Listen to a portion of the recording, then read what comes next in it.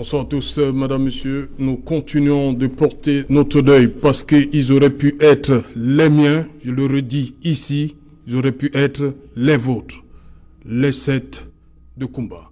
Madame, monsieur, bonsoir et bienvenue. Pour parler de cette autre édition spéciale Equinoxe Noir sur les événements de Kumba, nous avons invité ce soir en plateau Joseph René Mboutou, bonsoir. Bonsoir Serge Alain.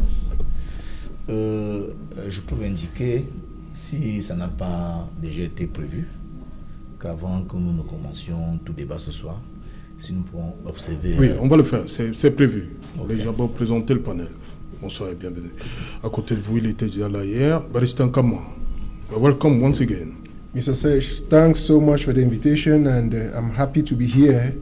I'm here to contribute positively for the building of this nation. It's a pleasure coming here. Ok.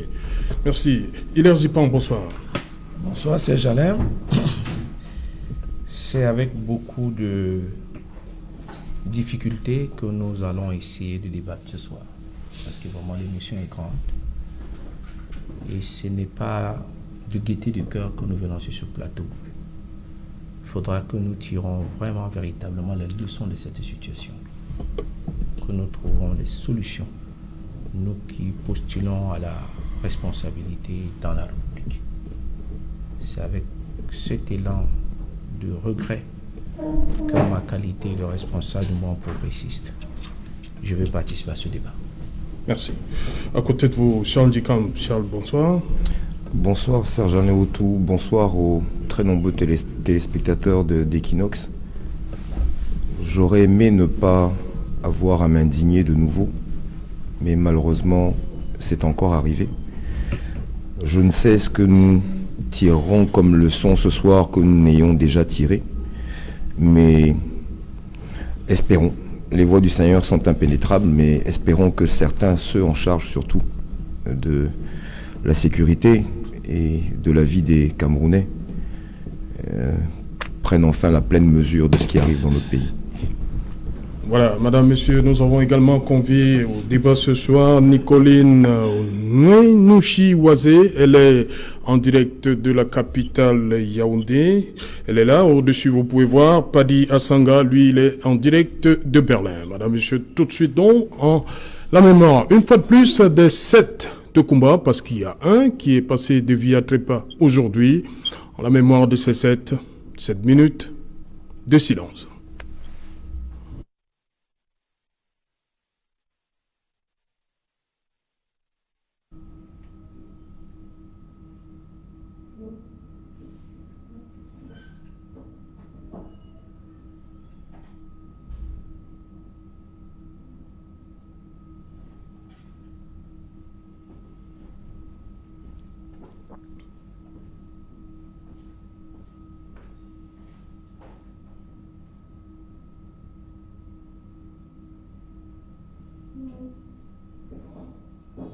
Merci.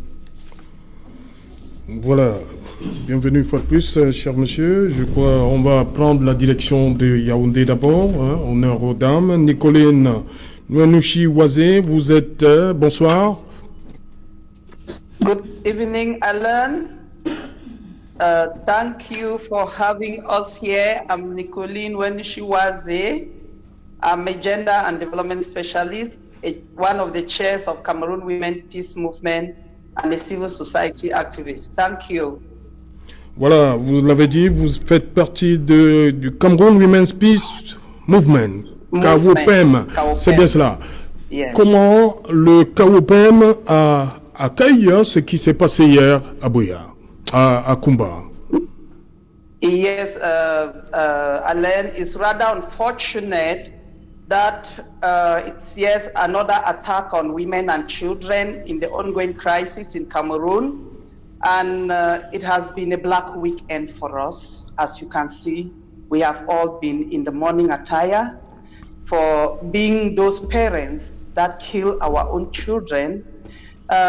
We say it at the beginning of this crisis when they started attacking women and children that humanity comes under attack under threat when children are attacked, and it is still ongoing. It is such a very sad situation that people take upon themselves, adults decide to declare war, and their target is poor women and children who have nothing to do with the war. And since yesterday, Kawopem women have been up.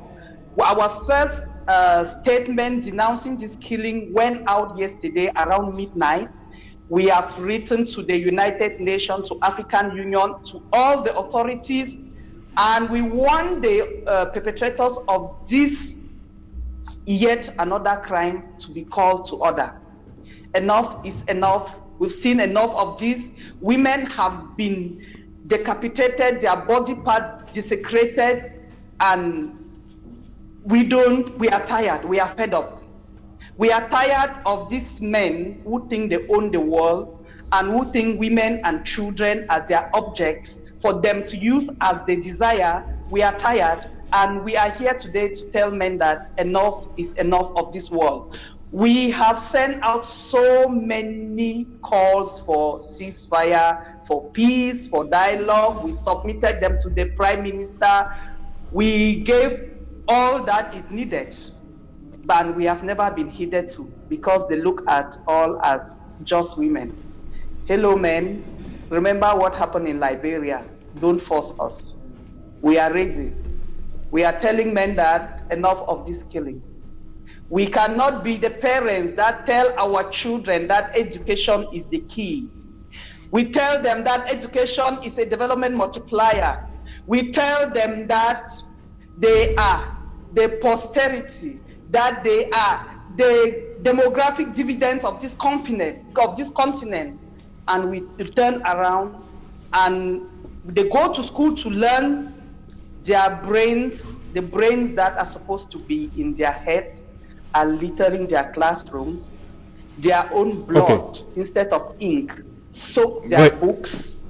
They are lying under benches, swimming in the pool of their own blood, instead of learning that education that we parents, we have asked them to go and learn. We want the men of Cameroon. We want the men who are at the forefront of this nonsense that has been going on in this country for 4 years. We want them to listen to themselves, to do their self-introspection and ask themselves if this is the Cameroon we want for posterity. Merci Nicoline. On va prendre la direction de Berlin pour terminer avec l'extérieur. Bonsoir Padi Asanga, bienvenue. Good evening, Serge Alain. Good evening, Cameroonians.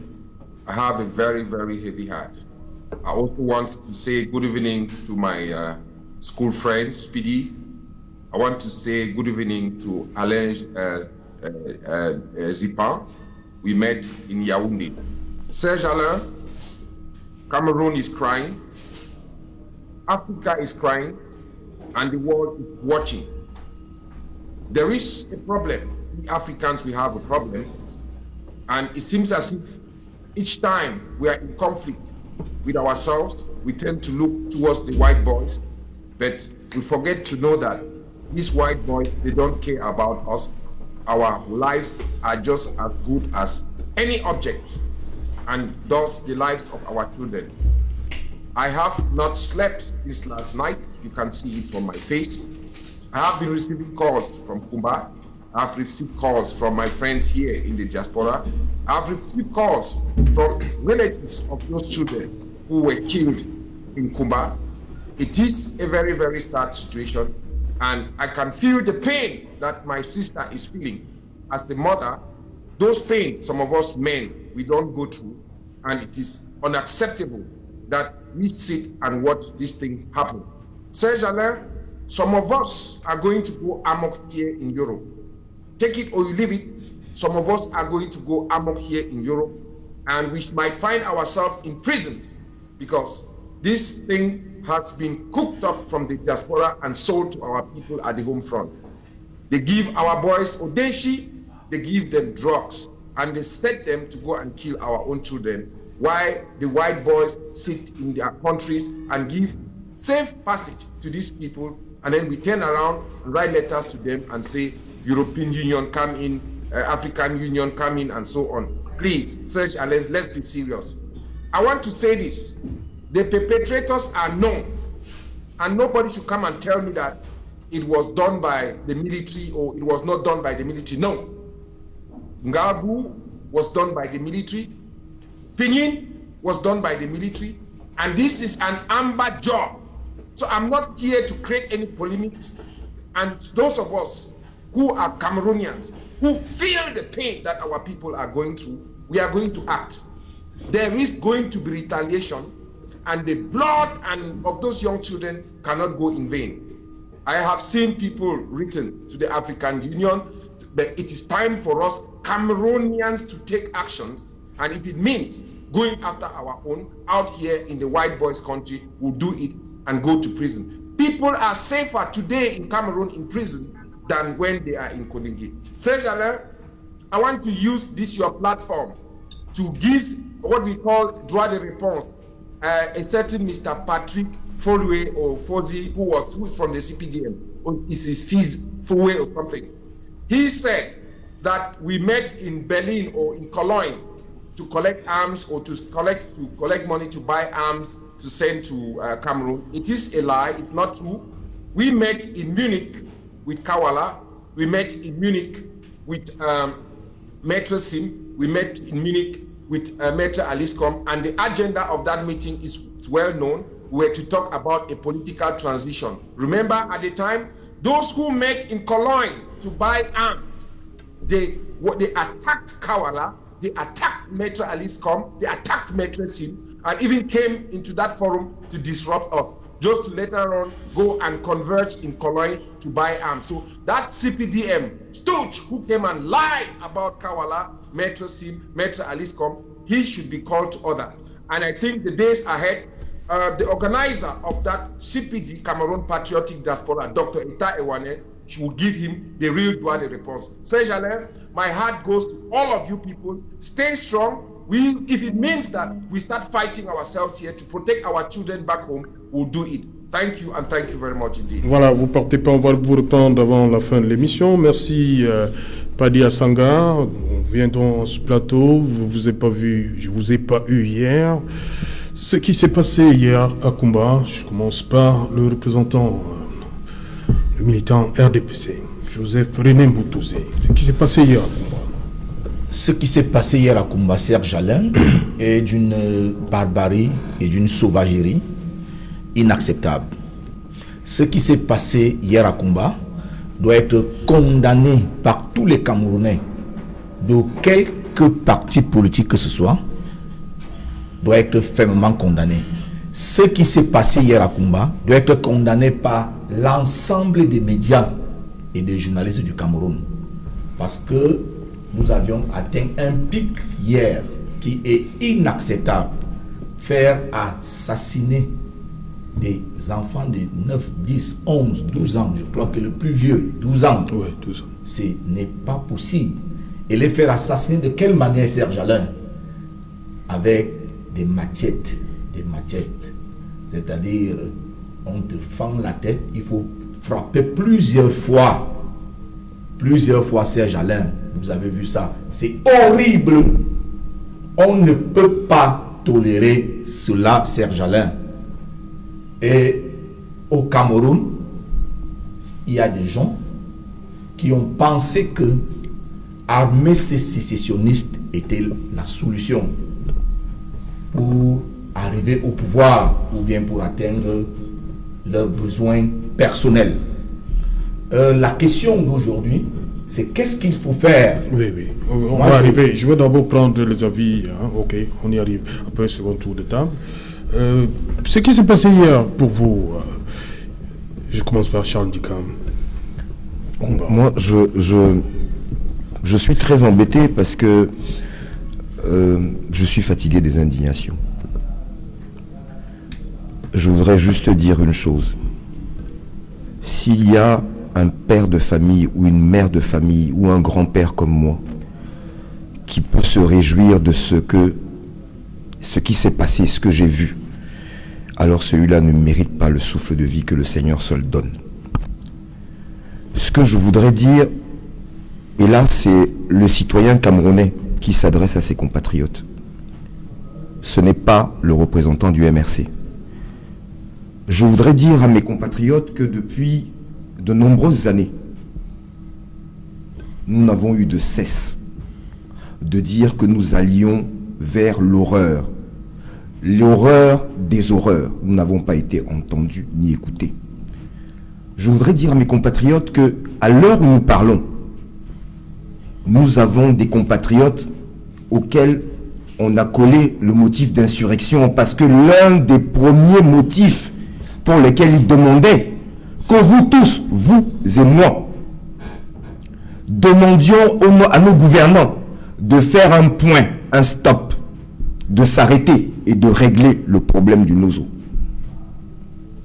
Nous n'avons pas été entendus.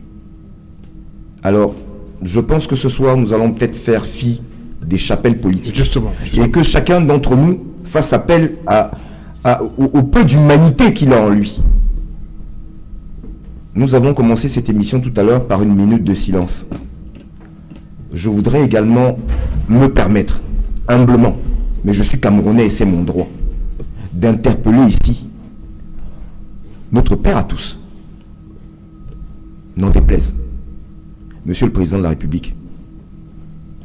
Il est temps que vous preniez les choses en main, vous, personnellement, vous, Monsieur Biya. Parce que tous ceux que vous avez commis à cette tâche depuis 4 ans ont failli, lamentablement. Nous perdons aujourd'hui des enfants qui...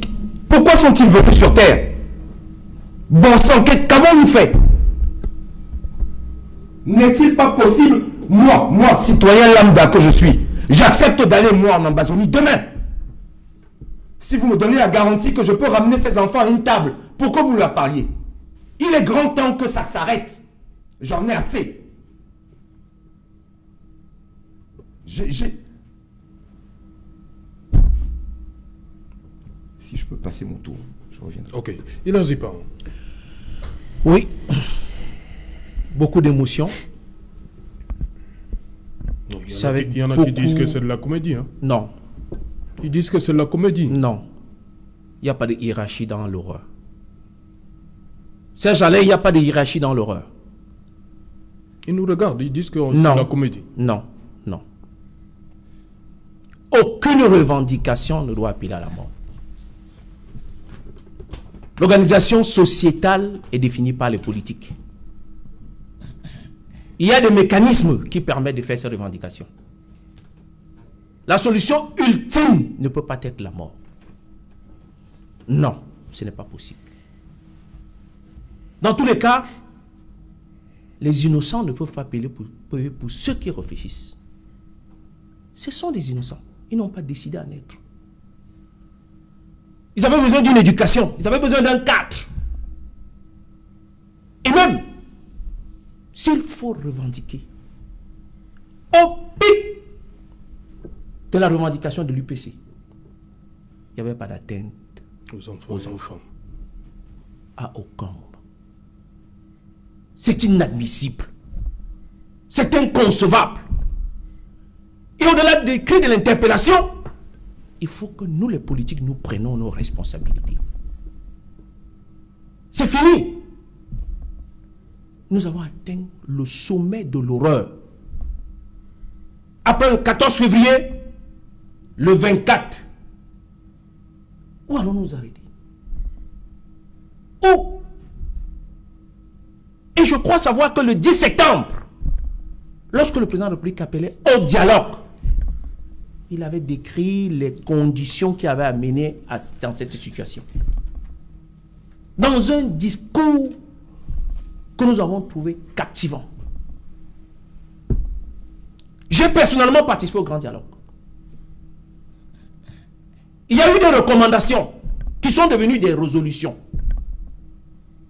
Les délais de mise en place commencent à poser un problème.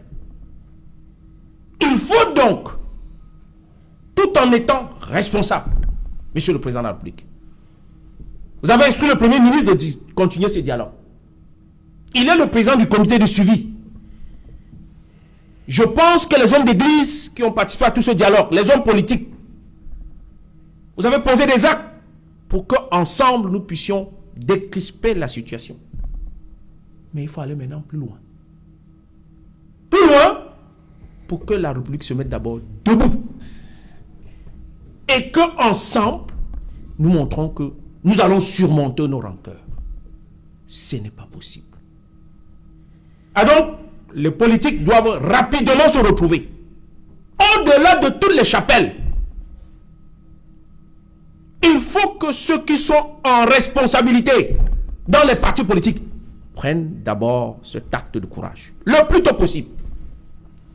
Ensuite, que nous indiquons très clairement, au-delà de tout, au président de la République, quelques éléments qui lui permettront de pouvoir sortir de cette situation.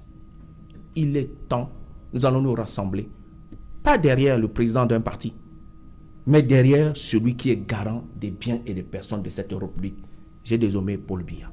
C'est à lui que maintenant revient la charge de nous donner le cap devant une situation de crise. On ne regarde pas l'âge du capitaine devant une situation pareille. On ne regarde pas ses actes passés. Mais on a besoin de son soutien pour les actes futurs. Le Cameroun a besoin de vous, Monsieur le Président. Je vous remercie. Barrister, comment sortir de la crise? Le président est interpellé, vous voyez. C'est lui qui peut... On regarde tout ce qui se passe. J'ai parlé du grand dialogue, mais on a toujours l'impression que rien ne bouge véritablement. Le sang continue de couler. Mr. Serge, I totally agree with the pronouncements of my fellow co-panelists who just spoke before me, and I equally accept the utterances of Asanga Patrick, who is my classmate in CPC Bali, to acknowledge the fact that when there was killing in Gabu, we could tell that it was a military. There are other sporadic killings that we could tell that it is the military. But immediately I saw the images in Kumba. I don't want to mince words. It is the work of the people who try to stop children from going to school. Mr. Serge, it must please all of us to know that in every society, there is bound to be conflict. And the way we manage the conflict can either bring peace or war. My fellow co-panelists just called on the head of state to take decisions to stop what is happening. I am behind him in that statement. And I think the head of state has been sleeping for a long time. We should say things the way they are. If you look at the constitution of Cameroon, you agree with me that the Cameroon has great aspirations. But what happens in the constitution? Each time there is something to move us forward. For example, we talked in 1996 constitution. There was the decentralization. But how many years after that has not been implemented? We are still trying to do it today. You see. And Alain, when there is a situation like what happened in Kumba, it is very evident that there has been a breach of duty. Somebody had to protect those children. It is a responsibility of the state. May it please everybody to know that there is a social contract between the population and the government. There is a pact that we, the population, we have agreed to forgo some of our natural rights. In return, the government has to provide us security. You see, I felt extremely bad when I heard the minister saying that it happened because there were no military, and to justify that, he says because the school was not registered. That is a statement he shouldn't say. He should go back and withdraw that statement because it does not reflect the truth. We are not here to talk about if the school was properly registered or not. Every Cameroonian, everywhere they are, has to be. They need to be protected. Even in the bush. Even in the bush, they have to be protected. We agree. You agree with me that the senior divisional officer for Kumba came and said they are taking all the disposition for security. Ministers came and spoke. But look, people just get into a school and kill 7 children, and then we pretend that it's because the military was not there because the school was clandestine. And then I have said on many occasions, the Anglophone population should come out with option 3. The very first option was they counted on the government to resolve the crisis. The government could not even first of all accept that there was a crisis. Many people had to be killed before the government will recognize that there's a crisis. Now, the government will choose what kind of crisis they want. They have to be pushed again with a series of killings before the government will agree that they could talk about federalism. And after they went to the national dialogue, the things, as my co-panelists that I respect a lot said, most of the things are still not they're still not implemented. Why? If those things were implemented, believe me that some of these atrocities would not have been committed. And so the state has a responsibility. Those parents have the right to sue the state, to sue the senior divisional officer who said there was enough security for children to go to school, and then parents send their children to school and they go and face death. And you keep seeing other duos in the Northwest and Southwest coming on television to say they will do everything, they will protect children. Have they even protected themselves? And then it hurts. And to think that some people will say it's comedy show that we do here, it shows that they are void of sentiment.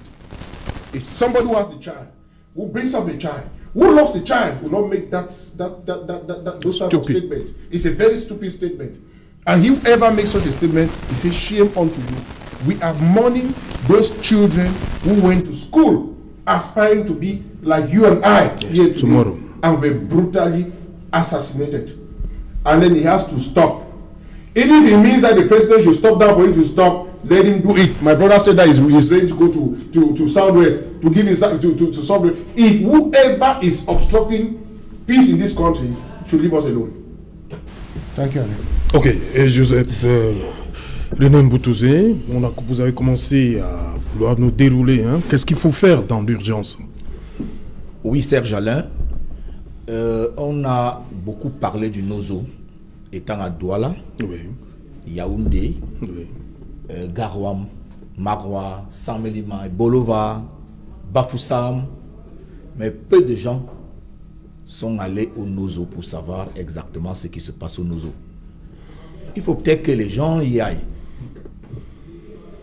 Moi, si vous lisez le papier qui est à côté de moi, j'ai écrit là, en entrant ici, que moi, Mboutouzé Joseph René, oui. J'irai à Kumba samedi le 31 octobre 2020 pour rencontrer les familles qui ont perdu ces bébés, pour leur témoigner ma compassion, pour passer un peu de temps avec eux et pour essayer de causer avec les populations de Kumba. Oui. J'irai là-bas ce samedi 31 octobre, octobre, j'irai là-bas, Serge Alain. Il faut que chaque Camerounais prenne cette décision d'aller un peu bavarder avec quelques familles au sud-ouest. Maintenant, qu'est-ce qu'il faut faire dans l'urgence? Serge Alain, on ne va pas se voiler les yeux. Oui. C'est des Camerounais qui aident d'autres Camerounais à tuer des Camerounais et à tuer des enfants. On doit le dénoncer. Les gens l'ont dit tous ces jours, les gens l'ont dit hier, pas dit, Asanga l'a redit. Oui. On a en mémoire la réunion de Cologne en Allemagne où des représentants du MRC, je cite, ont dit en réunion avec la BAS, qui est le bras armé, qu'ils vont acheter les armes et venir donner à l'Ambazonie. Cela doit être sûr de tous les Camerounais et l'État doit prendre des responsabilités pour interdire le MRC BAS parce que finalement c'est un parti terroriste. 2. Neutraliser Maurice Kamto parce que c'est le chef de ce parti rebelle qui achète les armes pour tuer les Camerounais. Il faut le neutraliser. Le président de la République a la loi avec lui, la constitution camerounaise, dans son article 9, pour apporter la sécurité actuellement dans le Nozo.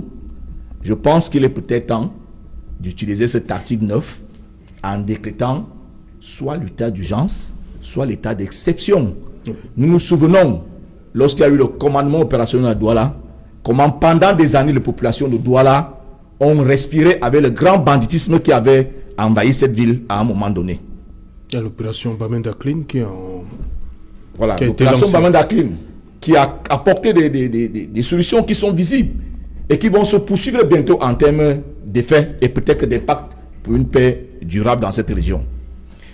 Il faudrait que la mise en œuvre des résolutions du grand dialogue soit suivie de façon pointue. Il faut accentuer le programme de reconstruction, accentuer, l'accélérer du NOZO. Il faut accélérer. Maintenant, c'est très important.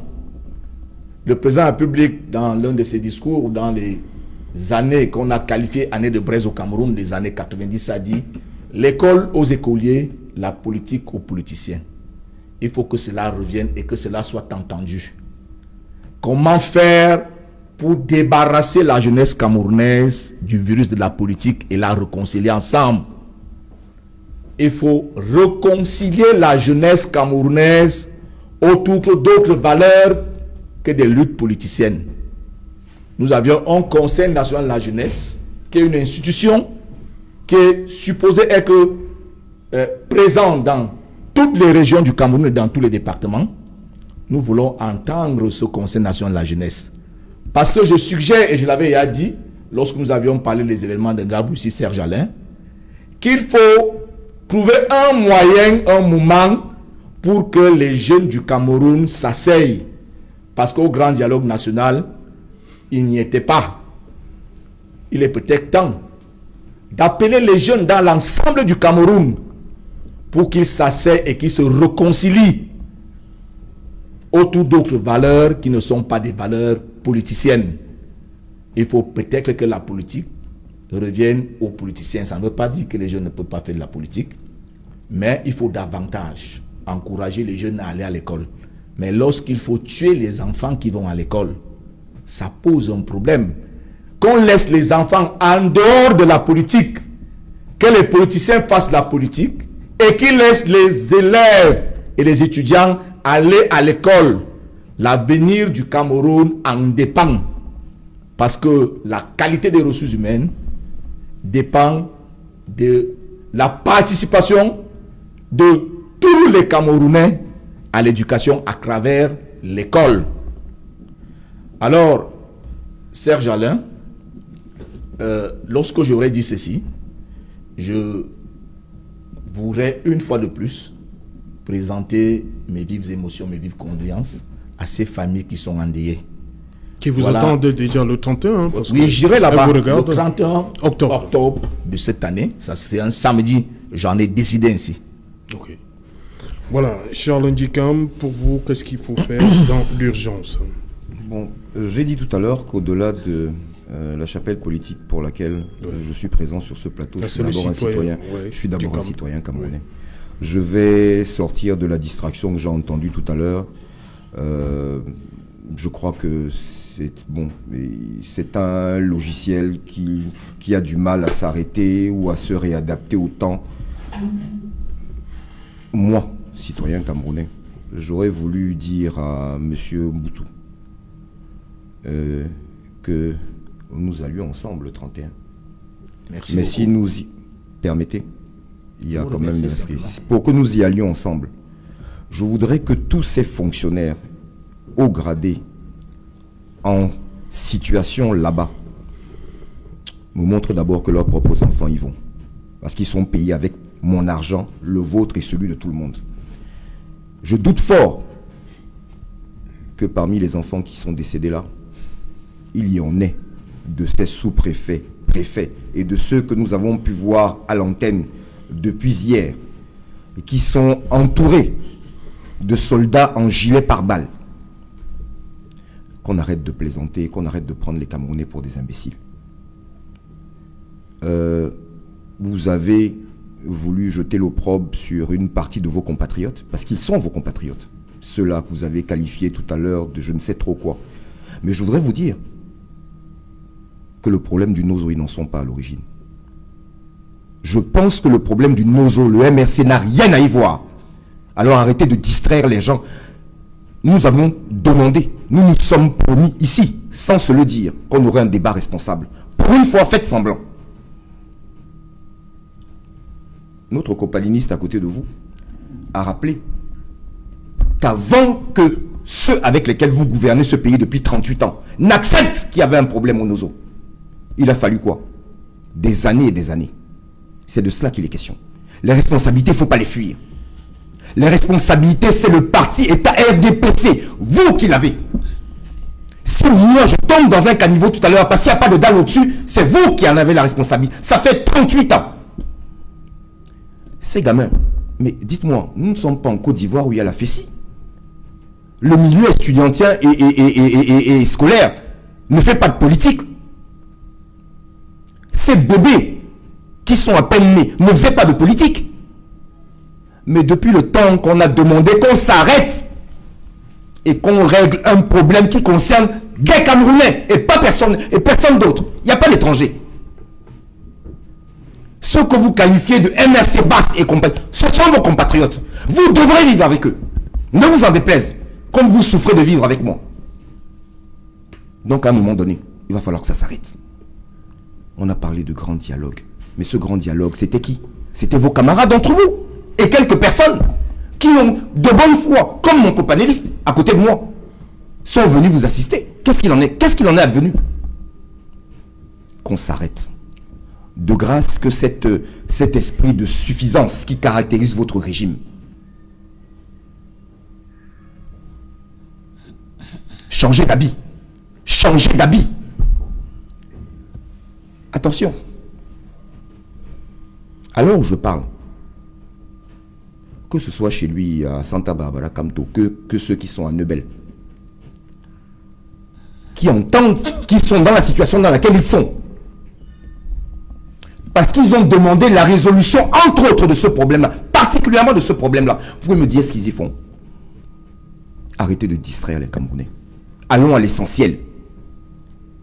Je vous ai dit, je suis prêt à venir avec vous, mais nous irons sans que vous n'appeliez qui que ce soit, sans que vous ne demandiez la garde de qui que ce soit, et que les autorités en charge là-bas de notre protection viennent avec nous, seuls, sans aucun homme armé. Moi, je ne crains rien. Il m'est arrivé de le dire sur ce plateau. Je suis entré en politique à 58 ans, que vous n'avez pas encore. Je n'ai plus peur de rien. Mais je n'accepterai pas, jusqu'à mon dernier souffle, de voir mes petits-enfants mourir, simplement à cause de votre orgueil. Nous devons y arriver. Hein. Nous devrons arriver à la transition. Il y en a qui se... Camto Maurice, pour moi, il n'est rien. Je vous le dis en toute conscience, en tant qu'intellectuel de mon état.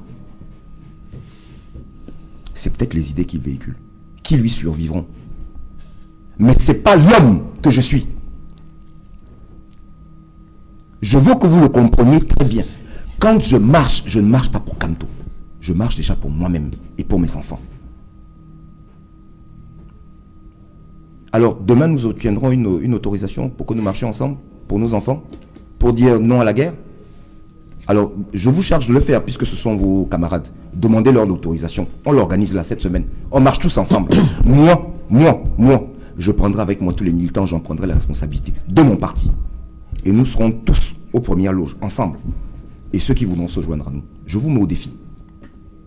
Et vous verrez à quel point l'indignation est importante. Est-ce que vous vous rendez compte qu'on parle d'enfants qui ne savent même pas? Je veux dire, qu'est-ce qu'ils savent de ce pays? Monsieur Mboutou, j'ai marché ici à 22h, 23h sans rien craindre. J'ai connu une ville où on laissait les portes ouvertes, que vous ne connaissez certainement pas. Je le répète à souhait, pour que la majorité de nos compatriotes qui sont nés sous Paul Biya, sous le renouveau, sachent qu'il y a eu un autre Cameroun, celui qui l'a fait grandir, celui qui lui a payé toutes ses études. Qu'est-ce qu'il nous rend en retour? Un pays en paix, prospère, qu'on lui a légué? C'est pour ça que je me suis adressé à lui. au moins la reconnaissance du ventre vis-à-vis de ce pays qui lui a tout donné à lui. Lui, il a tout eu. De grâce. Et je le dis encore, appelez vos amis sous-préfets qui nous autorisent à marcher ensemble avant que nous n'allions de l'autre côté. Marchons déjà ici à Douala. Pour dire aux uns et aux autres que pour cette cause-là, au moins, nous sommes d'accord pour le diagnostic. Il faut que tous les enfants du Cameroun s'asseyent autour de la même table. Tous, sans exclusive. Vous pensez que ces enfants méritaient la mort parce qu'il y a 2 ou 3 de nos compatriotes qui sont en prison? On dit non, pas. Qui s'asseyent avec nous et que chacun prenne ses responsabilités. Eux les leurs et nous les nôtres. C'est de cela qu'il est question. Elias Dipan, Oui, on est dans un... Le problème, il est là, grave, vous l'avez dit. Qu'est-ce qu'on fait? Je pense À partir que de demain. devant une situation discours. pareille, et lorsqu'on fait appel à un chef, il n'est pas bon de réveiller parfois des situations qui ne sont pas les meilleures pour les éléments qui vont construire sa prise de décision. À l'heure actuelle, le président n'a pas besoin de s'adresser à des militants des partis. Il a besoin de s'adresser à ses compatriotes, à ses concitoyens. La Constitution lui donne l'obligation d'être garant des biens et des personnes. La Constitution lui donne les moyens, par la collecte des impôts, de garantir notre sécurité. Et à ce titre, le président de la République sera le seul responsable devant l'histoire face à l'événement du 24 octobre. Il faut l'aider à construire. Mais, M. Mboutou, le 10 septembre 2019 n'est pas le 24 octobre 2020. Et le discours du président de la République, je suis du mouvement progressiste, je ne suis pas du RDPC, a tracé la genèse, bien entendu, de ce conflit. Les solutions prises et les raisons qui l'ont amené à convoquer ce grand dialogue et les attendus. C'est dans ce sillage que je dis que, en même temps, conformément aux dispositions de la Constitution, qu'il a mandaté naturellement le Premier ministre, chef du gouvernement, et au sortir de ce dialogue, il y a eu des recommandations qui sont devenues résolutions, et le président du comité de suivi, c'est le Premier ministre, chef du gouvernement. Nous avons mis dans le contexte de la régionalisation le contenant. On attend le contenu. C'est cette attente-là qui ne donne pas la visibilité, plus ou moins à nous les politiques, pour que nous appuyions ou que nous décrions cette approche de régionalisation. Vous prenez un accent ou un élément ponctuel de l'ensemble de la problématique du Nozo, à savoir les événements de colonne. Soit. Mais les événements de colonne, c'est après que le Nozo est commencé. C'est après Gargoum. Les deux éléments liés dans la titraille, c'est Gargoum et Kumba. C'est les deux. Vous prenez un élément seul et vous en décrivez. Le fait de stigmatiser ou de pouvoir porter atteinte à quelqu'un qui se trouve au Cameroun et quand pendant ce temps la manifestation se trouvait à Cologne n'est pas, à mon sens, responsable. Si vous faites le lien, ce qui est votre droit le plus absolu, il n'en demeure pas moins qu'il ne faut pas dissocier que les gens de la diaspora, quand bien même au grand dialogue, avec le leur. Et en passant, vous avez semblé nous dire qu'au grand dialogue, on n'avait pas intégré la jeunesse. Le président du Conseil national de la jeunesse, Fatimatou, était 3e vice-président du grand dialogue. Elle était à l'intérieur de ce dialogue et elle a contribué à sa résolution. C'est pour besoin de mémoire. Donc, ce que nous demandons ici, c'est le cap que le président de la République doit tracer devant une situation pareille. Parce qu'on ne demande pas, quand la situation est compliquée, on ne regarde pas l'âge du pompier. On ne regarde pas nécessairement la qualité de l'eau pour éteindre le feu. Mais il est important maintenant qu'on éteigne d'abord d'une fois le feu et ensuite qu'on trace le cap. Maintenant, je terminerai en disant que dans l'urgence, qu'est-ce qu'il faut faire? Dans l'urgence, à mon sens, c'est d'abord une prise de conscience. C'est d'abord le premier élément, une prise de conscience. Et je pense que M. Dikama a tenté de vous dire ça.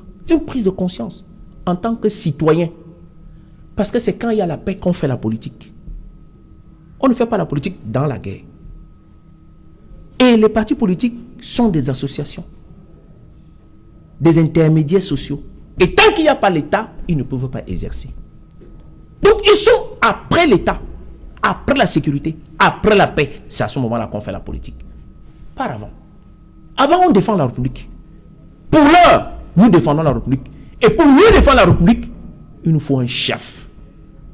Et le chef que nous avons à l'heure actuelle s'appelle Paul Biya. On ne peut que lui faire recours. Mais lui faire recours en lui donnant les éléments de stigmatisation d'un certain nombre de personnes ne me semble pas de bonne politique. Donc arrêtez, dans une situation pareille, de dégager les responsabilités avant une commission d'enquête. Et pourtant, c'est ce qu'ils prônent les 3 quarts du temps. Avant une commission d'enquête. Et ce serait assez léger, pour ma part, de faire un trait d'union directement au MRC. Je ne suis pas militant du MRC, mais ce serait assez léger pour faire un trait d'union. Moi, je crois savoir que autant les Camerounais appellent à la solution de ce problème du Nozo, autant il nous faut une stratégie pour arriver à le démorcer. Mais en tout moment, en vous écoutant dans le discours, M. Mboutou, on a l'impression que lorsqu'on trace le cap, vous trouvez qu'il y a des jeunes pour certaines personnes qui, à l'intérieur de l'État, peuvent contribuer à la solution du problème. Pourquoi les partis politiques vous gênent? Pourquoi ça vous gêne? Pourquoi la présence de certaines personnes? Vous n'êtes pas plus Camerounais que d'autres. Vous êtes Camerounais au même titre que tout le monde. Et en ce sens, et c'est ce que je crois est tout à fait important, c'est que le président de la République doit sortir. Et il doit sortir comme président de la République et non comme président national du RDPC. Vous lui donnez les éléments pour sortir comme président national du RDPC. Et c'est ça qui va fausser le débat. Parce que pour l'heure, il faut être au-dessus des partis. Au-dessus des partis, sinon, M. Mboutou, on ne s'en sortira pas. Et appeler tous les enfants du Cameroun. Et j'ai demandé que, pour plaidant de ma chapelle, en tant que militant d'un parti, j'ai demandé que tous les partis politiques d'abord se retrouvent. C'est important. Comment? Je ne sais pas. La formule, je ne sais pas. Mais il faut ce sursaut-là. Mais malheureusement, le président de la République est président de la République et président national du RDPC. C'est ça le problème. C'est ça le problème. Donc, conduire le RDPC par le biais de son chef, je ne sais pas si c'est le président de la République qui vient. Or, on devait avoir les partis et le président devant. Le président de la République. C'est comme ça qu'on devrait s'exprimer. D'abord les partis et ensuite le président prend la responsabilité. À ce moment, on lui donnera les éléments pour apparaître comme un État bien gouverné et qui a une bonne gouvernance. La responsabilité des uns et des autres, l'histoire est le dernier jugement des humains. Monsieur Mboutou, ne soyons pas du mauvais côté de l'histoire. Nos enfants sont plus importants que tout. Quand on a vécu à peu près l'âge que nous avons, il est bon de préparer l'avenir de ceux qui arrivent. Le président n'a plus besoin de prouver quoi que ce soit. À 38 ans de pouvoir, toute une génération de fonctionnaires sont à la retraite qu'il a recrutés. Ceux qui sont entrés à la fonction publique en 1982 sont pour la plupart aujourd'hui des retraités. Matricule attribuée par le président de la République. Il n'a plus rien à prouver. Le président de la République a besoin de tracer le cap, comme il a si bien dit, de l'entrée de la démocratie. Mais il y a des éléments dans cette démocratie qui nous posent un problème. La règle de la section au pouvoir. Ce qu'on appelle le code électoral. Il pose un problème. Parce qu'il a été voté par un seul parti, le RDPC. Même l'UNDP, son allié, n'a pas voté. Encore moins les autres partis de l'opposition. Est-ce qu'une règle commune, consensuelle, peut être votée par un seul parti? Ce n'est pas la vérité, c'est la règle. Et lorsque nous participons aux élections, nous tirons les conséquences, les couacs de ce code-là. Ça nous y est ahurissant. Je prends un petit exemple pour que les téléspectateurs comprennent qu'il y a un couac dedans. Élection municipale Non, je prends un exemple pour montrer la règle, pour montrer que... Dans le sujet, hein. Non, c'est la règle. C'est pour montrer que la règle de la société pour la cession au pouvoir. Douala 5e. Code électoral, je ne peux pas. Tel qu'il est calculé. Le coefficient qui permet de déterminer le nombre de conseillers municipaux intègre tous les partis qui ont participé au suffrage. À Douala 5e, on l'a intégré. Et au moment d'attribuer les sièges, les partis qui ont moins de 5% n'y participent pas.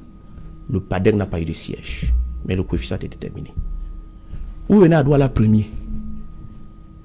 Les partis politiques ayant participé au suffrage, d'emblée, on élimine ceux qui ont moins de 5%. Le Manidem et le NMP. D'emblée, au calcul du coefficient. Et vous l'intégrez à Douala 5e. Une loi ne peut pas avoir deux vitesses. Cette loi-là, elle a des problèmes. Il faut la changer. Ok. C'est la règle commune pour permettre à ce que nous désignons convenablement un président de la République respecté de tous. Et tous les partis politiques, sauf le RDPC, trouvent que ce code est bon. Ce n'est pas normal. Ok. Barrister, pour vous, qu'est-ce qu'on doit faire dans l'urgence? Okay, Mr. Sech, I want to come back on what Boutouzé Mr. said. Bhutto said. I want it to be recorded that when Kamto refused, when he went abroad to receive Ambazonians, he refused. Ambazonians, they got mad, they published it. That's the first. Au Canada.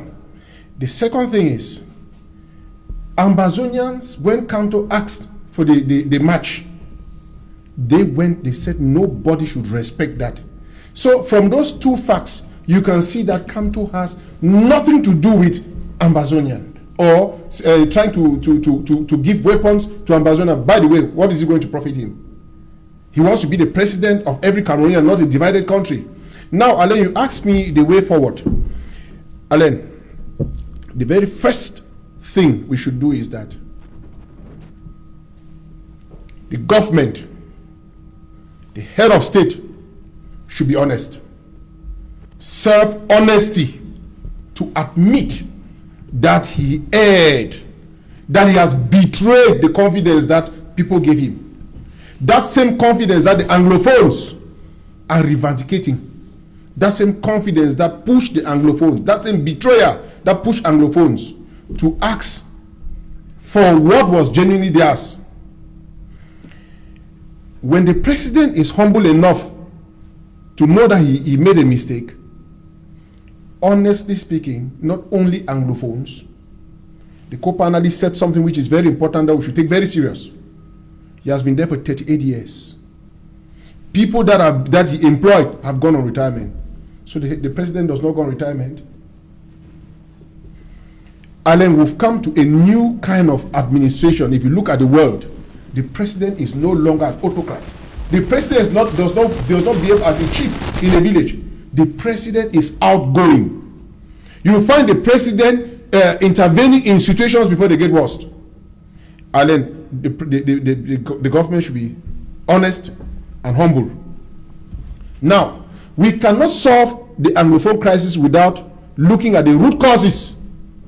Why is there a problem? Once you redress the situation, the problem will be solved. And then let me tell you, the government in the perpetual era made a very big mistake in refusing that the All Anglophone Conference should not hold. It was a terrible mistake, because the purpose of such a meeting was to properly identify the problems that Anglophones have and those who can represent them. Now, between us, the Anglophones, there are varying factions. We could come together and say, okay, this is what we want, and let us table it to the government. But the government refused to refuse them to meet, and then you go and call a dialogue that you invited people that you think will come and who are on your side. It is wrong. And then we know the problem. The problem is that Anglophones are revendicating for what is theirs. And Alain, the problems Anglophones are suffering, part of it is equally being suffered by Francophones, because there is general unemployment. The infrastructures are so degrading. Look at the road from Rangpoulen to Lokpom to Lokbesu. It is lamentable. So if the government is responsible, they should admit that they failed to protect civilians in Kumba. They should apologize to Anglophones. And then they should go and sort out, resolve the problems. It's like Kamto has become a scapegoat. That whenever there is a failure somewhere, they start attributing to Kamto. Kamto is a solution to the problem in Cameroon. He is not a problem. He is a solution to the problem in Cameroon. And it is time that we all come to an agreement, come to a consensus that Anglophones have a problem that must be resolved. When I talk about the third option is that the population should protect themselves. The population... Comment? Good. You know, the military has failed to protect the Anglophones. The Ambazonians have failed to protect their citizens. And so the citizens themselves must come out and denounce whoever is a terrorist to them. We know for sure that there are some military who are terrorists, because if you go by the definition of the word terrorism, it means somebody who creates fear, panic. And so they should systematically denounce. And then when I left here yesterday, I received a call from my 14 in Boya. Yeah. And the person was telling me that, mate, you said you spoke well, but I want you to know something. We at my 14, we are suffering enormously from the hands of the military. And if you go to Boya, you will see that before you enter Boya, those guys are receiving the money. And then it should stop. Anglophones have a problem. And they will keep killing innocent Cameroonians because the government does not want to admit and redress the situation. The head of state must do it because he is there for that. He must do it. Thank you so much. Ok, Joseph René Mboutouzé, demain c'est lundi. On sait que depuis, je crois, bientôt 3 ans, le lundi, c'est une journée ville-monte dans les 13 départements du nord-ouest et du sud-ouest. Et avec cette tragédie de samedi dernier, ce sera le lourd encore à Kumba demain. Serge, on a quand même vu des populations de Kumba qui Serge, sont sorties aujourd'hui. Oui, Serge Alain. Oui. Avant de continuer dans le sens que vous voulez, j'apprécie M. Nzipan lorsqu'il s'agresse au président de la République comme citoyen camerounais. Mais lorsqu'il fait référence comme politicien, je le disqualifie parce que on ne peut pas être plus royaliste que le roi. Le parti dans lequel il milite, celui qu'il a créé et qui a longtemps été président, a non seulement soutenu le président de la République Paul Biya pour la dernière élection présidentielle, mais a même prouvé qu'il fallait même rentrer dans le parti de Paul Biya pour mieux l'accompagner. Ça veut dire que ce parti politique devrait même être un parti partenaire, parce que celui qui a porté longtemps la vision de ce parti politique, aujourd'hui, est un camarade du RDPC. Et M. Nzipan, vous devez le suivre. Mais il n'a pas emporté le parti. Non, lui, il a été son homme de main. Oui. Et M. Nzipan devrait le suivre peut-être dans le RDPC. Vraiment, on a dit ce soir, on ne va pas dans les luttes politiciennes, mais on ne va pas oublier que l'un des hauts responsables du MRC, conseiller attitré du président Kamto, pour les gens qui veulent le nier, j'ai nommé ici Albin Zonga, a déclaré à la sortie de prison que ce que le RMC a le plus gagné, c'est le rapprochement avec l'Ambazonie. Le RMC a le plus gagné dans son rapprochement avec l'Ambazonie. C'est quoi l'Ambazonie? C'est quoi l'Ambazonie? Ils ont gagné le rapprochement avec l'Ambazonie. Ça veut dire qu'ils ont institué que l'Ambazonie est quelque chose qui existe. Ce n'est pas quelque chose de virtuel pour eux, c'est une existence réelle. Ils ont gagné le rapprochement avec l'Ambazonie. Alors, lorsque un vice-président de ce parti se retrouve dans une conférence à l'étranger, et que dans cette conférence, on dit on va acheter les armes pour donner aux Ambazoniens, et que les enfants sont tués aujourd'hui, Monsieur Nzipan, pourquoi vous ne voulez pas que nous fassions des relations de cause à effet? Ne cherchez pas à défendre l'indéfendable. Moi, j'ai dit ce parti doit être 6 mois. J'étais ministre de l'Intérieur. Demain, j'interdirai le MRC. C'est un parti dangereux. De par les déclarations de ces militants, de par la participation de ces militants, dans des réunions où officiellement on a dit on achète les armes. Tout Camerounais qui meurt de suite d'une arme tirée par un ambazounien, le MSC porte la responsabilité de façon directe. Et qui est le président donc de ce parti? Après le printemps arabe, pour avoir la paix en Égypte, on a dû dissoudre les frères musulmans. Dissoudre un parti, ça ne sera pas inventer de l'eau chaude au Cameroun. On a dissous les frères musulmans, qui était un parti très représentatif pourtant en Égypte. Monsieur Nzipan, il faut que nous mettons face à nos responsabilités. Le président de la République est un homme debout qui conduit son pays. Je vous rappelle que quand la crise anglophone a commencé, c'était les revendications corporatistes. A dit le président Paul Biya. Et je voudrais vous rappeler, parce que je me rends compte, monsieur Nzipan, que vous avez la mémoire sélective, pour vous dire que le président de la République a satisfait à ce moment à toutes les revendications du moment. Je vous mets au défi, laquelle n'avait pas été satisfaite à ce moment-là. Et malgré ça, lorsqu'on a basculé vers la lutte armée, le président de la République a posé un acte majeur dont les Camerounais ne connaissent pas la portée aujourd'hui. Il a créé un comité de remobilisation. Vous savez ce que ça veut dire? Il a dit aux jeunes là qui sont dans la brousse, qui sont en train de tuer actuellement, que si vous revenez, la patrie va m'oublier que vous avez participé à des tueries. Si vous revenez de bonne foi, en toute sincérité, il a gracié. Voilà, voilà le président a créé ce comité qui est réel, allant sur les faits. Quand un père de famille est prêt à se comporter comme ce mec avec l'enfant prodigue, de dire tu as l'embrousse, tu as fait du grabuge, tu as tué. Mais si tu reviens dire que j'ai cessé de tuer d'autres Camerounais, on va te réintégrer socialement.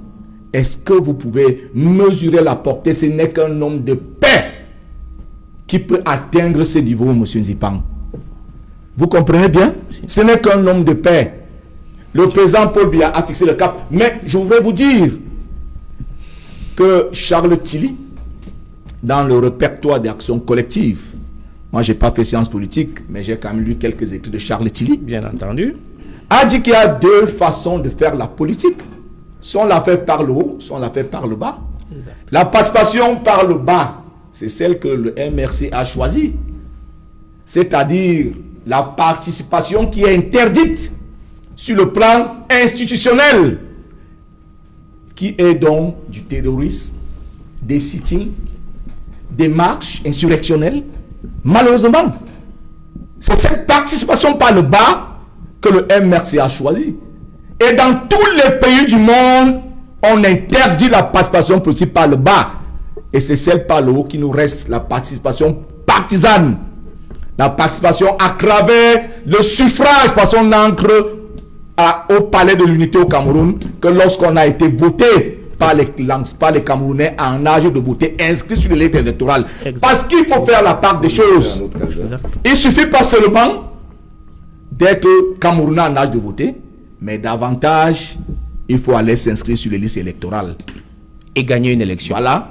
Si aujourd'hui le PCRN, je ne suis pas militant du PCRN, a des députés, des maires et tout ça, parce qu'on a vu son leader encourager les gens à aller s'inscrire sur les listes électorales. Voilà le devoir citoyen d'un responsable politique. Et c'est ce que le RDPC fait à chaque fois. en demandant aux militants RDPC d'aller s'inscrire sur les listes électorales. Et c'est pour cela que le RDPC gagne les élections. Le RDPC ne gagne pas les élections parce que le RDPC fraude. Et pour chuter Serge Alain, oui, je voudrais dire en tant que spécialiste en management public que lorsqu'une politique publique est mise en œuvre, il faut apprendre aux citoyens que les effets ne sont pas des solutions immédiates. Les effets sont les solutions de moyen terme et les impacts sont des solutions de court terme. Le grand dialogue est fini en un an. Il y a des choses qui sont mises en œuvre, même comme je demande que cela s'accélère. Les Camerounais ne peuvent pas encore voir aujourd'hui des effets, parce que les effets, c'est des solutions de moyen terme. Le moyen terme commence à 2 ans. Le long terme commence à 5 ans. Je vous dis, en termes d'effets du grand dialogue, que les Camerounais attendent lorsqu'il faudra commencer à évaluer les effets. Et je voudrais pour terminer dire que les impacts du grand dialogue vont se ressortir au Cameroun au moment où on pourra évaluer les impacts. Et il faut être un homme de paix, un homme droit, un homme qui aime l'humain. Merci. Comme Paul Biya pour pouvoir le faire. Merci Joseph. J'ai souffert atrocement de devoir écouter ce monsieur. Je voudrais vous poser une question avant que vous ne partiez, puisque vous êtes en équipe ce soir. L'un vient prendre le relais de l'autre. Manifestement, vous avez besoin de force de conviction. Non, mais je voudrais vous demander. Vous pensez que vous avez quel droit dans ce pays que moi je n'ai pas? Vous n'en avez aucun. Je veux vous dire, que vous n'en avez aucun. Et vous avez dit tout à l'heure que vous auriez souhaité si vous étiez, mais vous êtes là où vous êtes. Et c'est pas. Dommage. Mais je parle en tant qu'Mboutou, je dis moi Mboutou. J'ai souffert de vous écouter. Voilà, souffert. Oui, mais non, mais vous allez souffrir toute cette nuit. Vous allez souffrir à chaque fois que vous allez réécouter cette émission. Je dis moi Mboutou, si j'étais ministre de l'Intérieur au Cameroun, j'allais dissoudre le MRC et ça résoudrait neutraliser Maurice Kamto et la crise du Nozo serait finie demain matin. Et la crise du Nozo pour laquelle nous sommes là serait finie demain matin. Début de solution. Oui. Parce que votre parti finance les terroristes. Qu'est-ce qu'on vous a fait, Qu'est-ce qu'on vous a fait, monsieur? Libérez-nous. Qu'est-ce qu'on vous a fait?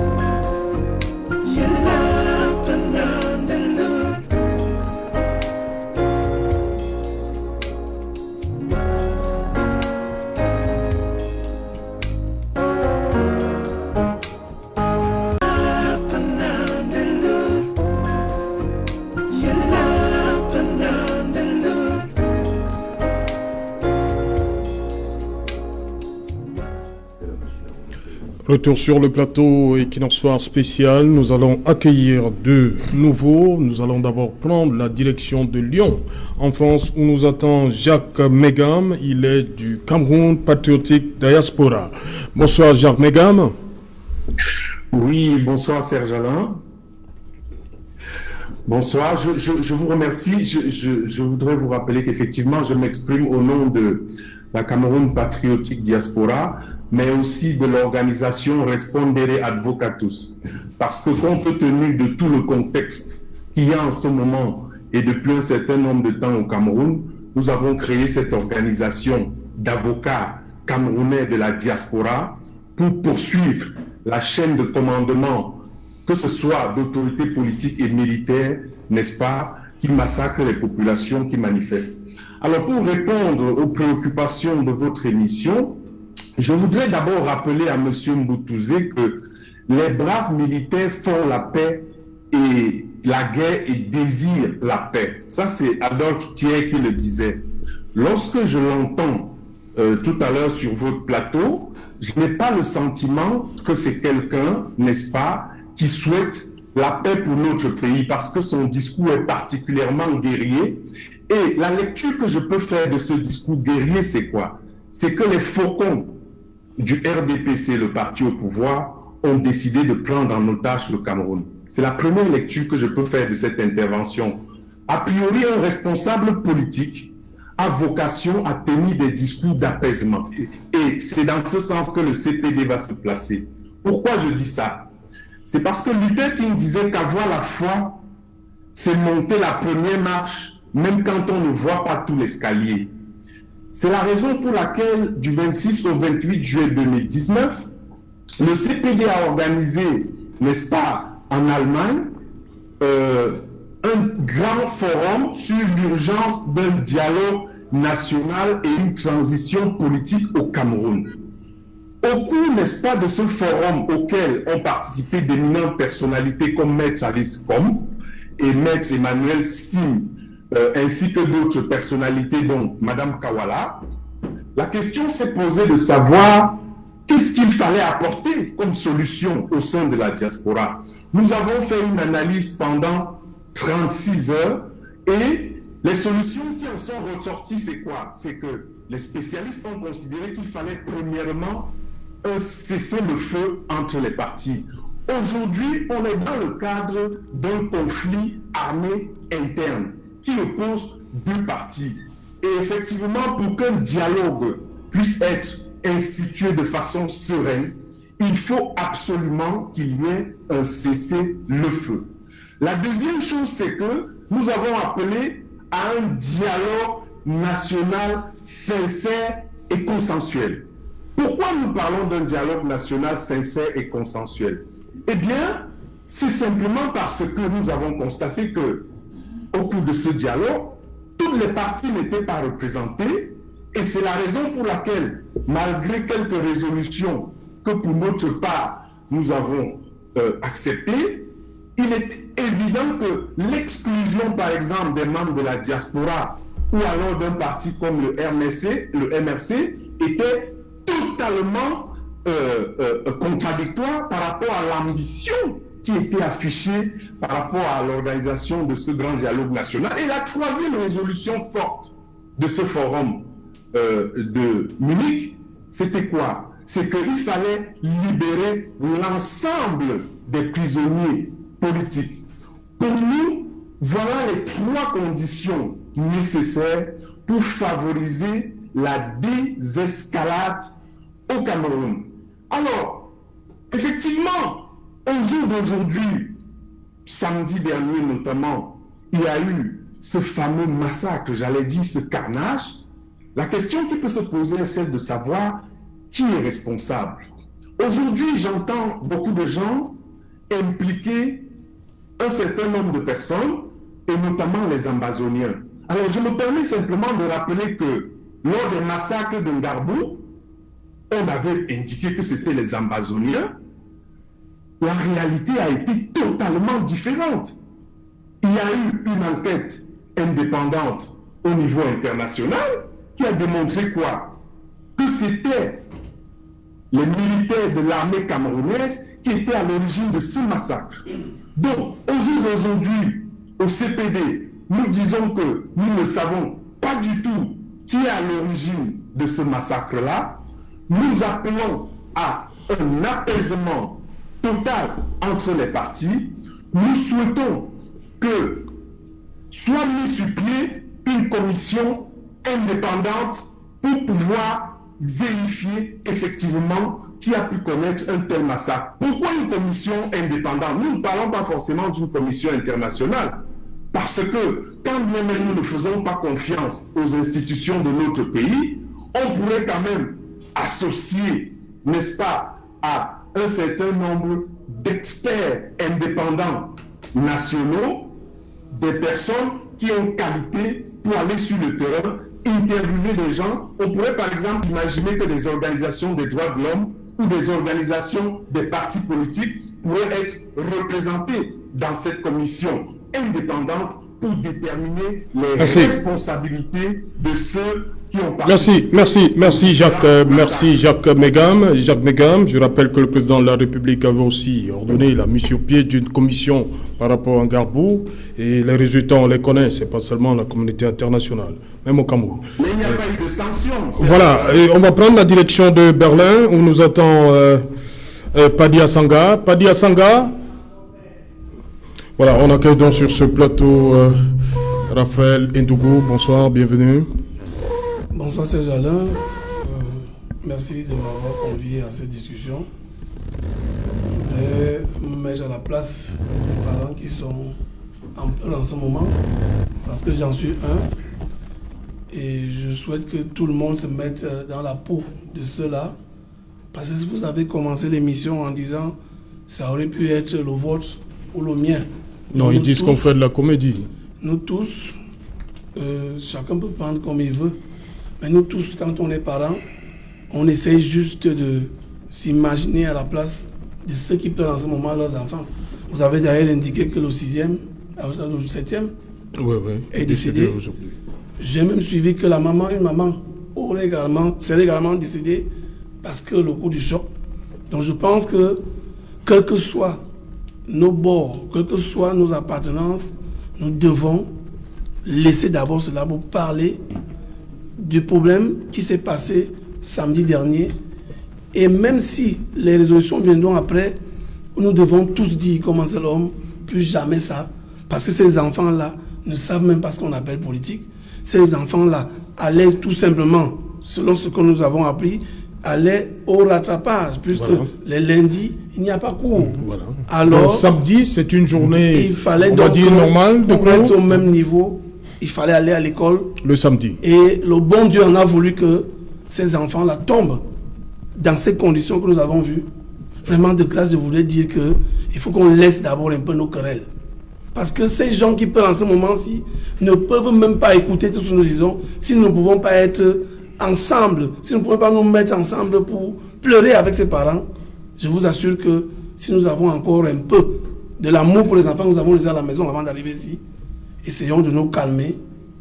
Les résolutions viendront certainement, mais disons que ces enfants-là ont fait quoi pour mériter ce sort, pour venir les décapiter avec tout ce que nous avons vu. Oui, j'en ai les enfants. Tout le monde ici est parent. Mais est-ce que nous avons pensé à cet instant que si ça avait été nous, on ne devait pas suivre ce débat que nous sommes en train de faire en ce moment? Je crois que les tenues que nous abordons là démontrent à suffisance que nous sommes donc en noir, nous sommes en deuil. Quand on est en deuil, on ne se querelle pas. Quand on est en deuil, on n'est pas là pour régler les problèmes, puisqu'il y en a beaucoup dans ce pays, mais il se trouve quand même que nous devons accompagner ceux qui sont des problèmes en ce moment. Et c'est pour cette raison que je pense, pour ma part, qu'il n'est pas question de vouloir jeter le tort sur X ou Y maintenant. Restons d'abord en deuil. Est-ce que vous avez suivi ce passage biblique où Caïn a tué son frère Abel? Oui, parce que ceux qui ont tué sont des Camerounais. Ceux qui sont morts sont des Camerounais. Qu'est-ce que nous faisons en ce moment? Qu'est-ce que nous devons faire?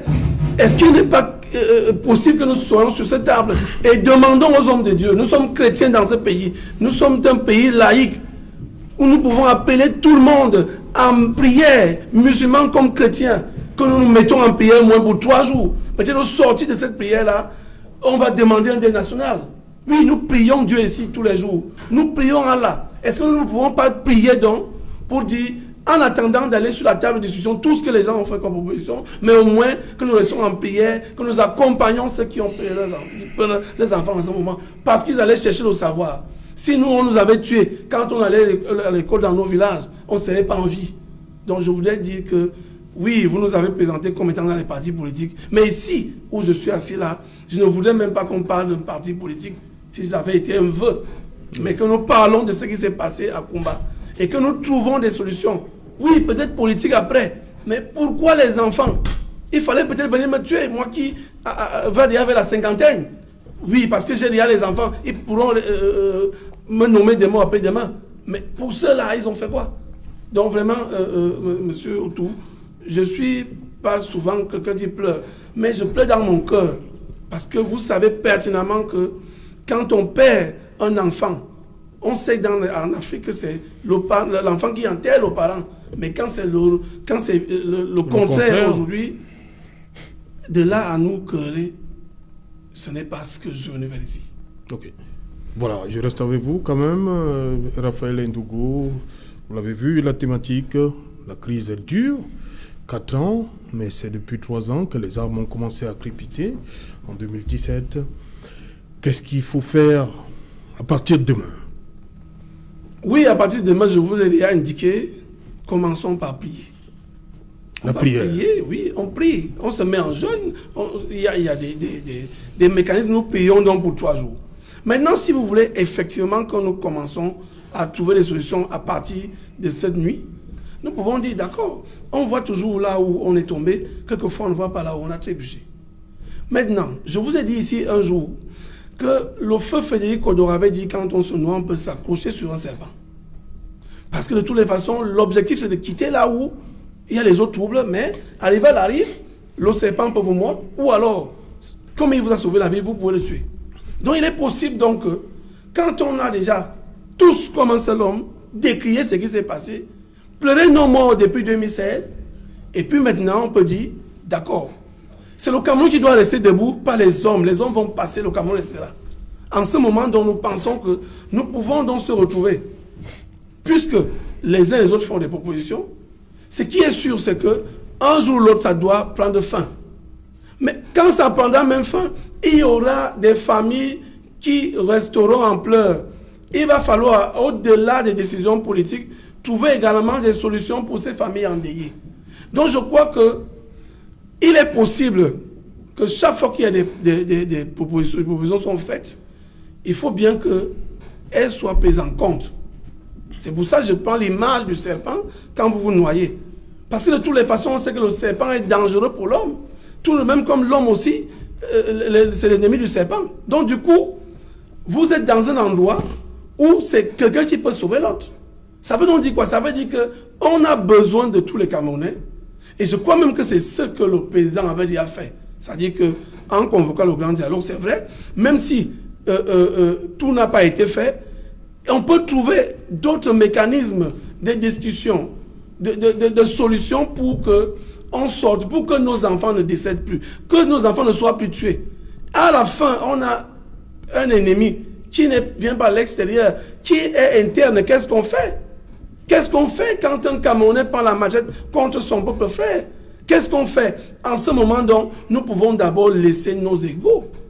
On peut quand même trouver des solutions parce que on a un chef, oui, c'est le président de la République, d'accord. Est-ce que si, aujourd'hui, il descendait dans la zone du Nozo, où on programme la descente du chef de l'État, on dit on ne va plus discuter à Yaoundé, nous allons là où les gens meurent. C'est des solutions. Parce que de toutes les façons, les partis politiques passeront.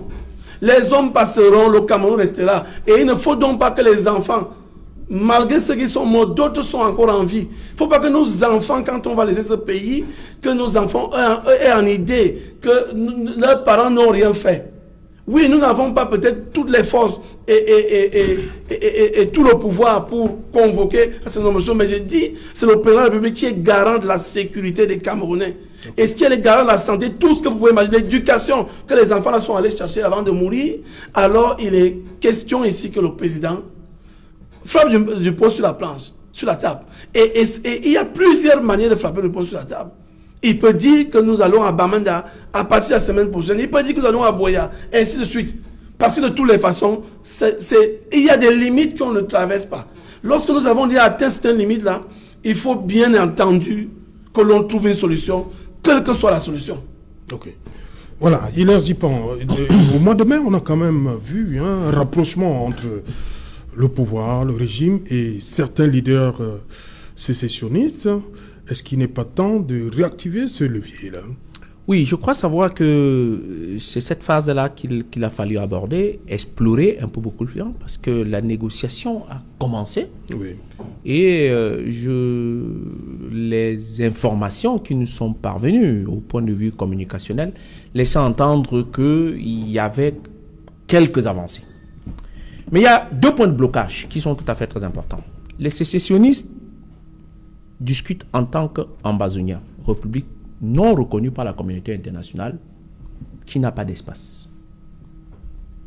Et donc, il faut qu'ils avancent de cette position-là pour peut-être poser la problématique de leur marginalisation ou de leur problématique spécifique à la zone anglophone.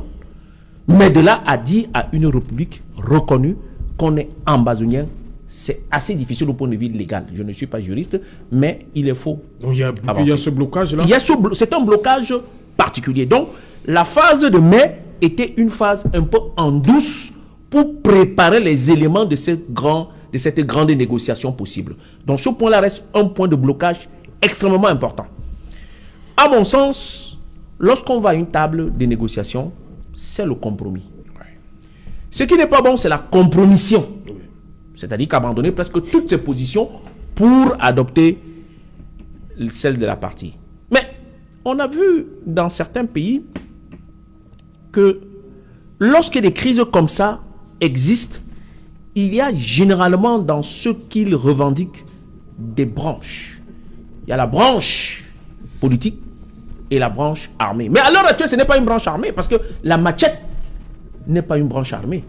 Ça, c'est de la révolte pure et simple. C'est des actes odieux qu'il faut condamner avec la dernière énergie.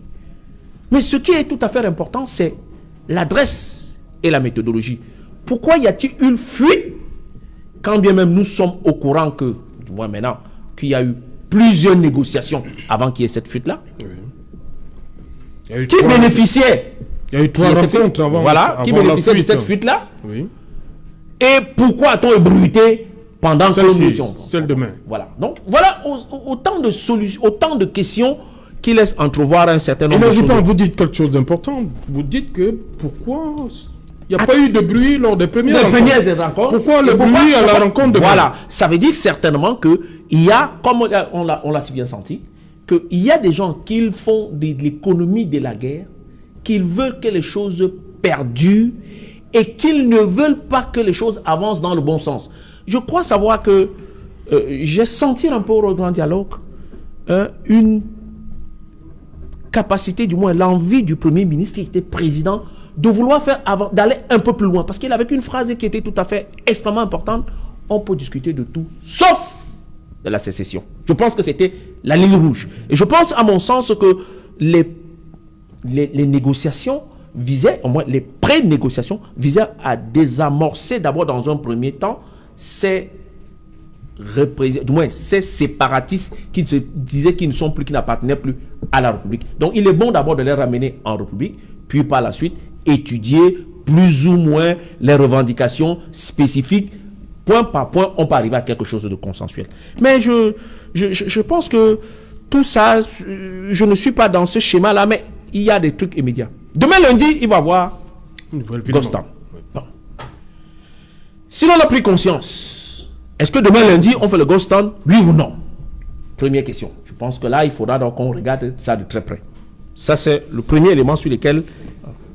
Et pendant qu'il y a le Ghost Town, je pense que dans la prise de conscience du côté de ceux qui est de la République qui fonctionne un peu, il faut que demain, en principe dans toutes les écoles du Cameroun, naturellement, que les gens observent au moins au même moment, non seulement la minute de silence, mais que l'on enseigne, du moins, fasse un programme spécifique à la journée du 24 octobre pour que les jeunes gens prennent conscience et que leur cela puisse rentrer naturellement dans le milieu scolaire comme une date extrêmement importante, à mon sens.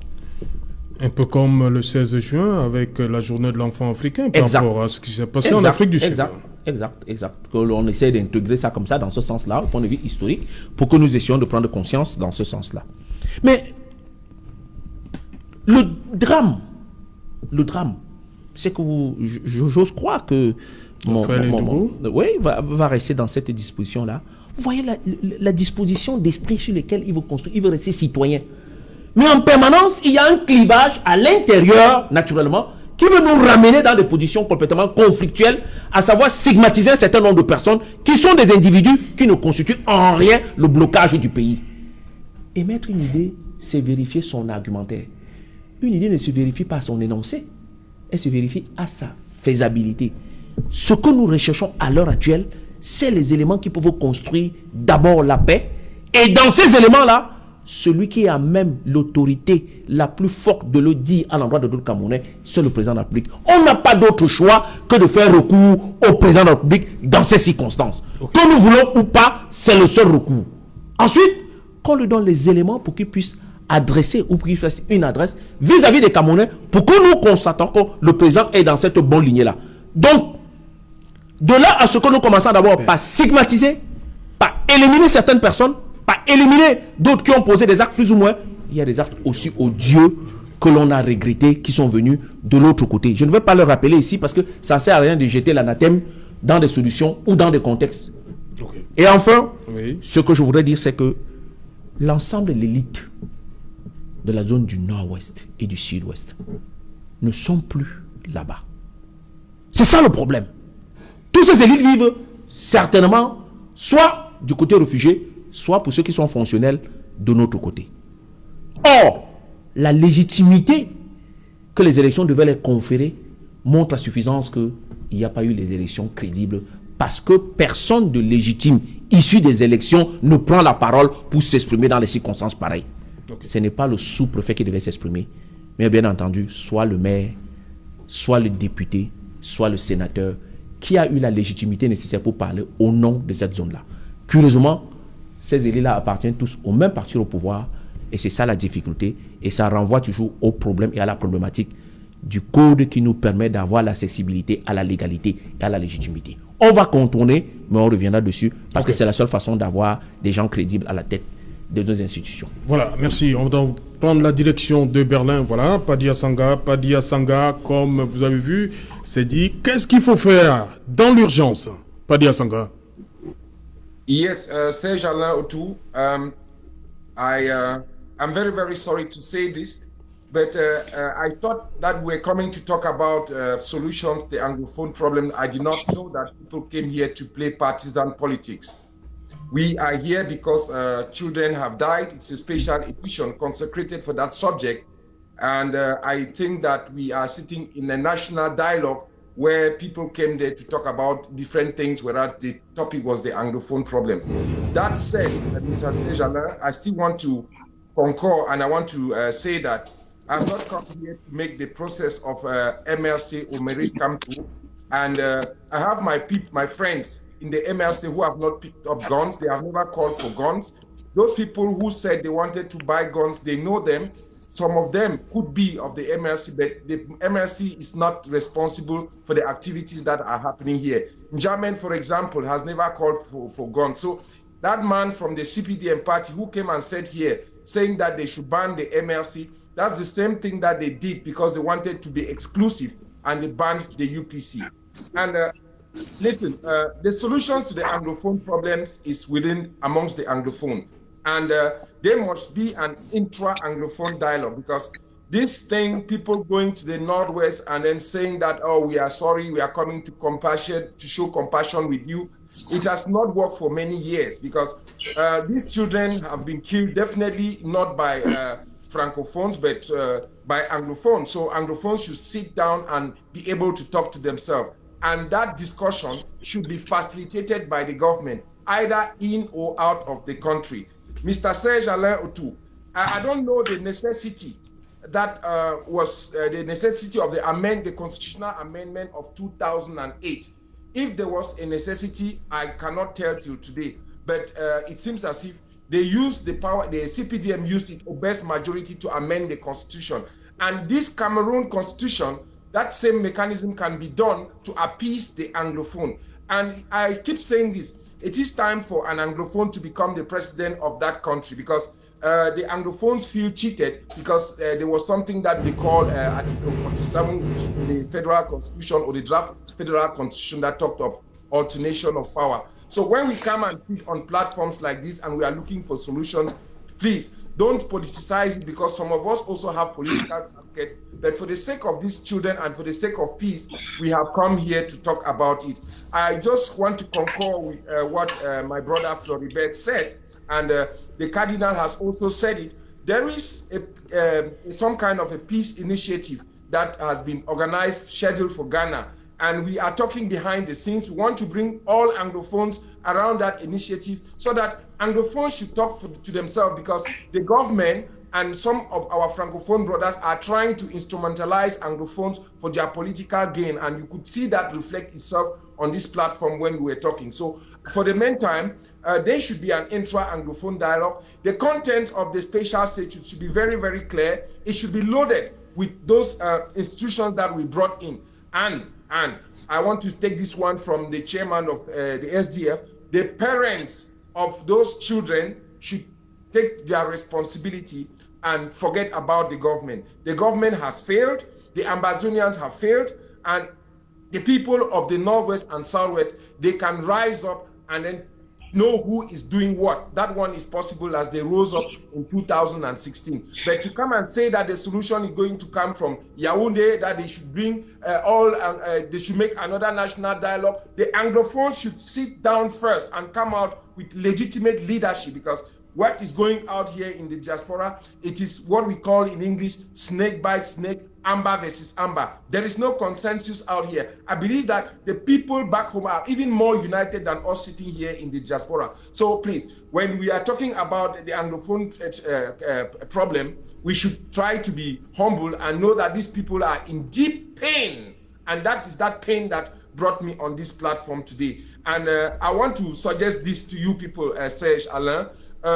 As they said, there should be a national day for mourning to show compassion. And every Cameroonian, they should put themselves together and march as a sign of solidarity, whether the government wants it or not. If we want this union to stay intact, Francophones should come out in their numbers and decry what is happening in the North and Southwest region. There is pain and mayhem there. So we cannot come here and sit, people be talking about partisan politics. RDPC has done this, RDP has not done this. Mr. Biya is a Jacobin and he sits with another Anglophone Jacobins in Yaoundé and they are doing what they are doing. So please, I want to beg you people that respect the memory and respect what those people in the Northwest and Southwest region are going through. Thank you, Serge Alain. Voilà, merci Padi Asanga depuis Berlin. Voilà, Charles Ndikam, la date du 24 doit... Est-ce qu'on doit la laisser passer comme ça? Serge Alain, je suis très sceptique. Déjà, la première des choses, je voudrais qu'on termine sur ce point. Oui. C'est vrai que cet intervenant n'est plus sur le plateau, mais je dois dire qu'on cesse de faire du MRC un cache-sexe. Hein. Les fautes et les responsabilités, on sait à qui elles incombent. Ça, au moins, c'est une certitude. Chacun des Camerounais sait qui est garant de sa bonne santé, de sa sécurité et de beaucoup d'autres choses encore. Il y a des gens qui prétendent avoir eu 71% pour ça. Donc qu'ils acceptent de prendre leurs responsabilités. Que je sache, et je le répète encore, la crise anglophone ne date même pas seulement de 2016. Elle remonte plusieurs dizaines d'années avant. Nous avons parlé tout à l'heure de tractations secrètes. Mais qui ignore qu'au sein du parti État, il y a des courants de pensée, si on peut les appeler ainsi. Il y a les faucons, dont on a vu un représentant tout à l'heure, Moutouzé, et puis il y a d'autres qui semblent plus... C'est vraiment l'image du RDPC actuel que nous sommes en train de voir sur ce plateau. Donc, ceux qui ne sont pas d'accord parce que la guerre leur rapporte, parce que il faut qu'on comprenne à quel point, à quel niveau de cynisme certains de nos compatriotes sont arrivés.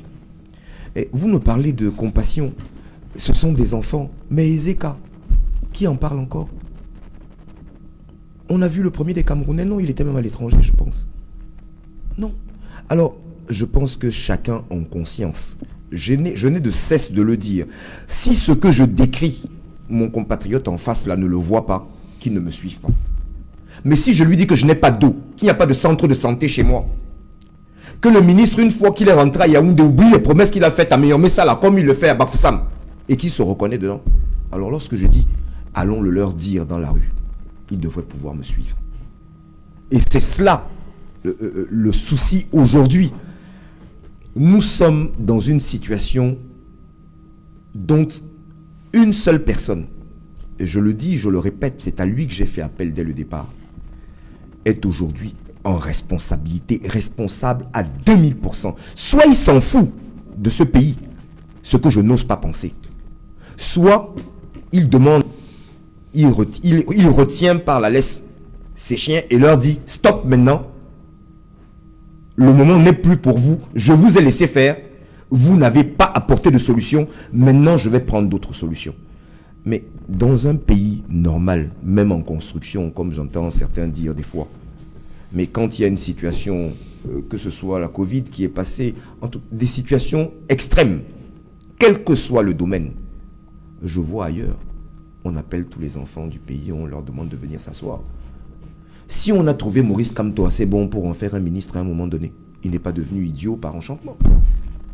Moi qui le suis, qui suis dans son parti, je ne pense pas que l'un d'entre vous ici puisse prétendre en matière d'intelligence en savoir plus que moi, ou en posséder plus que moi. Par moment même, je me demande. Alors, pourquoi n'est-il pas possible qu'au moins autour de la mort de ces enfants, un consensus se fasse? Vous pensez que les 60 personnes que vous payez tous les jours à encercler le domicile de Kamto, s'ils avaient été autour de cette école, vous pensez que ces ambazoniens, ou ceux que vous dites être les ambazoniens, parce qu'avec vous encore, je doute, tant qu'une enquête n'aura pas été diligentée, indépendante, n'aura pas été diligentée pour qu'on sache qui est à l'origine de cet acte, je préfère ne pas me prononcer. Mais je dis bien qu'il faudrait que tous les enfants de ce pays s'asseyent autour d'une table. Manifestement, tant que nous n'aurons pas réglé le problème anglophone, nous reviendrons dedans par des événements comme celui-là. Et quand je dis de tous les enfants de ce pays, je ne parle pas que de Maurice Kamto qui encore est dans son domicile. Je parle de tous ces jeunes qui sont abandonnés dans des prisons, simplement pour avoir voulu dire et réglons le problème anglophone. Vous me dites aujourd'hui, ils ont encore une raison d'y être, poursuivis devant un tribunal militaire. Mais où étaient les militaires au moment où on tuait ces enfants, qu'on paye avec nos impôts? Mais je n'ose pas parce que nous sommes sur une chaîne de télévision privée. Mais il y a une chaîne pour laquelle nous tous nous cotisons. Y a-t-il eu un seul événement depuis hier sur cette chaîne? Et on nous prélève de l'argent pour cela? Non, il faut qu'on arrête cette plaisanterie. Il faut que les uns et les autres reviennent à la raison. Il n'y a pas de leadership dans ce domaine-là, celui-là. Non. Il y a des mains tendues et des mains qui se tiennent pour un seul et même objectif. Okay. Et j'ose espérer que le message va passer cette fois-ci. Voilà, merci Barista. On sort de l'émission rapidement, ce qu'on retient, mais on sait que demain c'est encore Ghost Town. Yes, Serge Alain, tomorrow is another Ghost Town. But there's something a pronouncement I want to make, which we should take it very serious. I think if there have to be an Anglophone, resolution of this problem, the head of state should start thinking about who the Minister of Territorial Administration should be. I'm being very honest with this, because in that position, I think we need somebody a bit more diplomatic.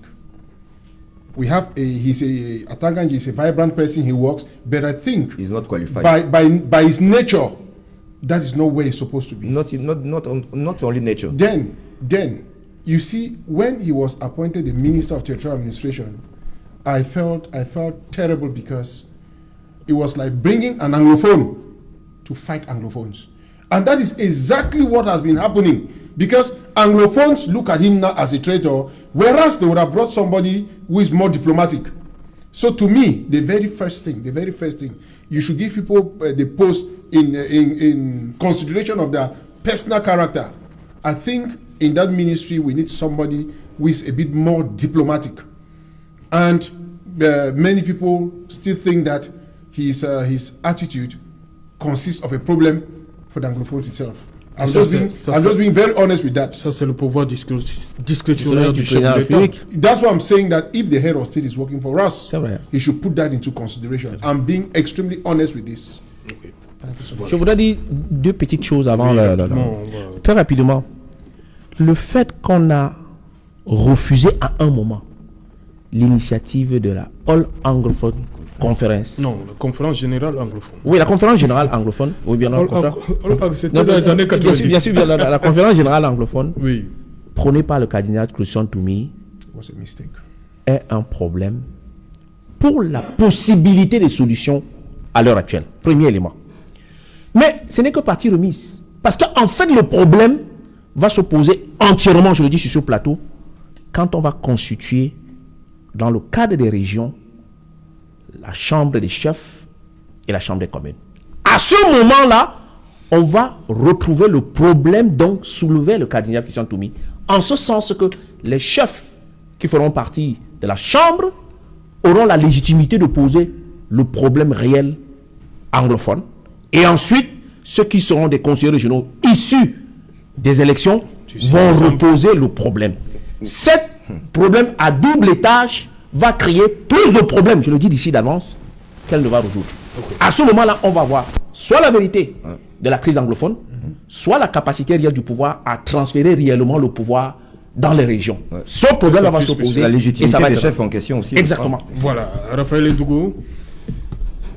Vous avez dit demain on commence à prier. Hein? Oui, dès ce soir, nous sommes en prière. Ah, dès ce soir, on n'attend pas demain. Il faut que les gens se mettent en prière. Je voulais même d'ailleurs vous dire que le sang de ces jeunes enfants-là qui s'est versé hier risque donc d'être le sang que Jésus avait versé pour sauver l'humanité, pour sauver le monde entier.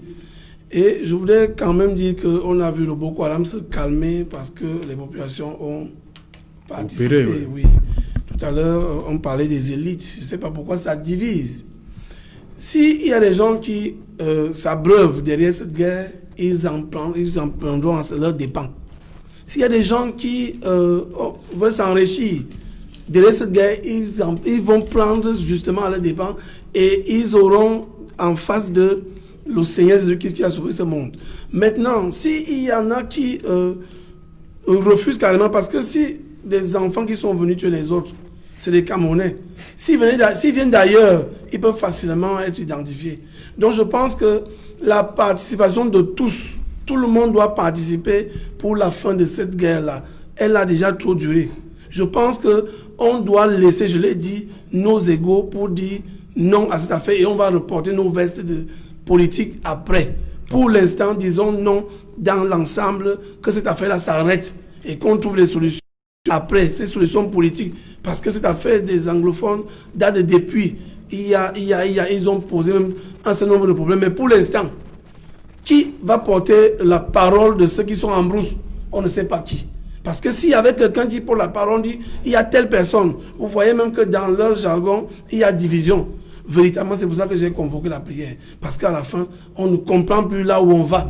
Parce que si on continue dans cette affaire-là, deux régions aussi riches comme le nord et le sud-ouest, je vous assure, il n'est pas normal qu'on continue à laisser ça comme ça. Ok, merci Raphaël Ndougou. Merci également à celui qui vous a précédé, Joseph René Mboutouzé. Thank you, Barrister Kamwa, for coming. Thank you so much for the invitation. Yeah, today, it was no weekend for you. It wasn't, because I was called yesterday and today evening you see called that I should come. Okay. But it's an honor to come and speak on behalf of your people. Okay, thank you so much. Merci Charles Ndikam. C'est moi qui vous remercie. Je souhaite une bonne soirée à tous nos téléspectateurs. Encore très sincères condoléances aux familles éprouvées, en espérant que nous n'ayons plus à revivre pareil drame. Je dis aussi à tous mes amis politiques, au premier rang desquels le président de mon parti, que nous menons le bon combat. Le bon combat. Mais on retient que le week-end prochain, vous êtes en combat avec Joseph René Mboutouzé. Les téléspectateurs, ils ont suivi. Non, ils ont suivi, mais je lui ai dit qu'avant cela, nous devons d'abord marcher ensemble à Douala. Il faut que ce soit, on vous donne l'autorisation. Non, il va s'en occuper. Dans quel arrondissement? Non, n'importe lequel qui choisisse. Dans Douala, on va marcher. Moi, je m'occupe des miens, il s'occupera des siens. Et pour l'autorisation, je pense qu'il est mieux placé que moi pour là. Si c'est Mboutouzé qui demande, on va donner. Bien sûr. Il sait de quoi je parle. Et ensuite, quand on ira là-bas, on y va sans compagnie aucune. Et les autorités de la place, c'est-à-dire sous-préfet, maire, sénateur, ils viennent avec nous à pied. Sans garde du corps, tout ça, allez se mettre de côté. On va ensemble. Ok. Ilan Zipan, merci d'être venu. Oui, merci. Je pense que on ouvre une ère politique là et je crois savoir que nous qui avons prenons un peu notre temps de la réflexion, les jours et les semaines à venir vont être très délicates pour notre pays. Ouais. Et je demande beaucoup à la classe politique, l'ensemble de l'opposition, de se retrouver très rapidement parce que les échéances sur les régionales ne vont pas être faciles. J'ai dit qu'on a voté le contenant. On ne connaît pas encore le contenu. Et le contenu, à mon sens, dans le détail là, il y a beaucoup de choses qui se cachent, qui risquent d'être extrêmement difficiles. Donc il est temps que l'ensemble de la classe politique se retrouve pour que nous puissions proposer quelque chose de soluble pour l'ensemble des Camerounais. Voilà, merci. On va encore dire merci à Joseph René Mboutouzé, à qui on souhaite bonne chance du côté de combat le samedi 31 octobre. Il a pris l'engagement sur ce plateau, Joseph René Mboutouzé. Merci également à Nicoline Nouenouchi Moisé qui était en direct de Yaoundé. Merci à Padi Assanga depuis Berlin. Merci également à Jacques Megam depuis Lyon, en France. On va dire merci à tous nos techniciens, Eric W. Watat, Raphaël Dipanda, Dallas Tiana, Francis Boyom, Innocent Abega, le chef d'orchestre. Madame, Monsieur, je vous donne rendez-vous demain pour un autre numéro Equinox Soir. Bonsoir, Monsieur le Président de la République.